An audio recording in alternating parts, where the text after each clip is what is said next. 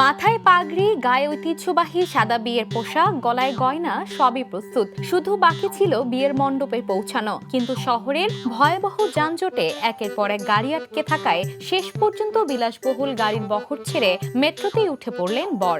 আর সেই দৃশ্যের ভিডিও ছড়িয়ে পড়তেই সামাজিক যোগাযোগ মাধ্যমে শুরু হয়েছে ব্যাপক আলোচনা।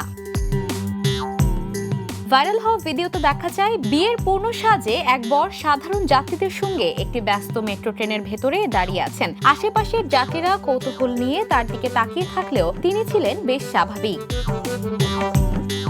জানা গেছে বিয়ের অনুষ্ঠানের সময় মতো পৌঁছাতে প্রায় 10টি সাজানো গাড়ির বহর নিয়ে রওনা হয়েছিলেন ওই বর। কিন্তু তীব্র যানজটে গাড়িগুলো দীর্ঘ সময় আটকে পড়লে তিনি দেরি হওয়ার আশঙ্কা করেন। পরে সময় নষ্ট না করে গাড়ি ছেড়ে মেট্রোতে ওঠার সিদ্ধান্ত নেন। ভিডিওটি সামাজিক যোগাযোগ মাধ্যমে ছড়িয়ে পড়ার পর অনেকেই বরের উপস্থিত বুদ্ধির প্রশংসা করেছেন।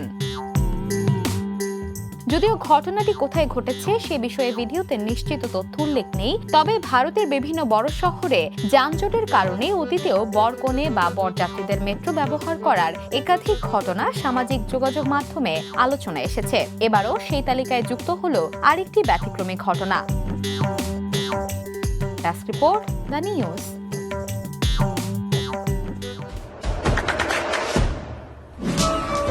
দেশে দেশে সবার সাথে দ্য নিউজ।